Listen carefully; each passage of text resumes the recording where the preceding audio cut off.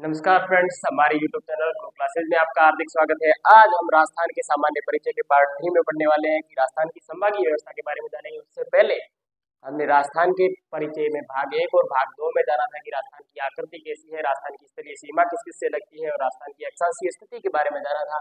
आज हम संभागीय व्यवस्था के बारे में जानेंगे। संभागीय व्यवस्था के बारे में पहली पहल अगर हम देखें, संभागीय व्यवस्था के बारे में पहली पहल हम अगर देखें तो हीरालाल शास्त्री ने की थी। नाम याद रखना दोस्तों, हीरालाल शास्त्री।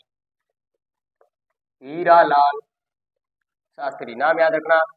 हीरालाल शास्त्री जी ने तो क्या की थी, हमारे राजस्थान में संभागीय व्यवस्था की शुरुआत की थी। तो शुरुआत कब हुई थी? तो 30 मार्च 1949 को। कब? 30 मार्च 1949 को क्या है, हमारे संभागीय व्यवस्था की जो व्यवस्था थी, संभागीय व्यवस्था थी उसकी शुरुआत हुई थी। उसमें से जब शुरुआत में संभागीय व्यवस्था की शुरुआत हुई थी तो राजस्थान में तब 5 संभाग और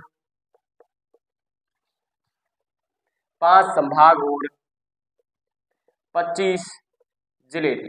जब हीरालाल शास्त्री जी ने 30 मार्च 1949 को संभागीय व्यवस्था की शुरुआत की थी तो राजस्थान में 5 संभाग और 25 जिले थे। फिर उसके बाद 26वां जिला याद रखना दोस्तों,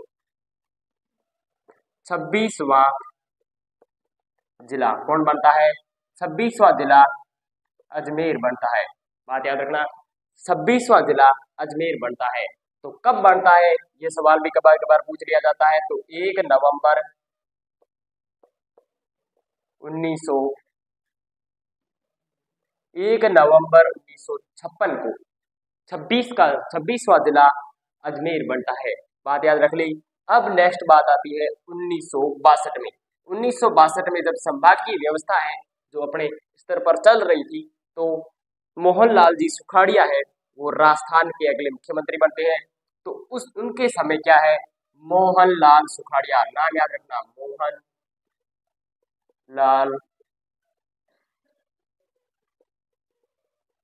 सुखाड़िया जी ने क्या है, मोहनलाल सुखाड़िया जी ने क्या है, संभागीय व्यवस्था पे क्या लगा दिया था, डब्बा लगा दिया था। मतलब कि संभागीय व्यवस्था को एक प्रकार से बंद कर दिया था। कि उन्होंने ये कहा कि संभागीय व्यवस्था तो पहले चल रही थी और वो नहीं चलेगी। फिर एक बात आगे बढ़ते हैं और फिर सन आता है 1987। सब जब सन आता है 1987 तब हरिदेव जोशी, नाम याद रखना, हरिदेव जोशी जी।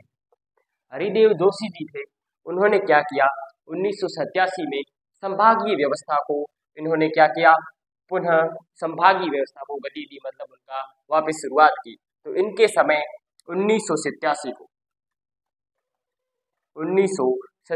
को नया संभाग अजमेर बनता है। कौन सा संभाग? अजमेर संभाग नया बनता है। और अजमेर संभाग था 6वां संभाग था जो अजमेर है, जो वो नया संभाग बनता है। और उसके बाद संभागीय व्यवस्था है वो चलन में आती है और 6वां संभाग अजमेर बन जाता है। फिर देखा जाए तो 4 जून, ये संभागीय व्यवस्था प्रचलन में चल ही रही थी कि 4 जून 2005 को 4 जून 2005 को भरतपुर, याद रखना नाम दोस्तों, भरतपुर है जो वो 7वां संभाग बनता है। 7वां संभाग बनता है 4 जून 2005 को भरतपुर राजस्थान का 7वां संभाग बनता है। अब बात करें आगे प्रचलन में तो 26 जनवरी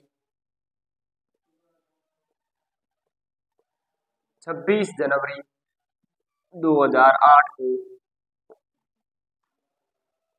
प्रतापगढ़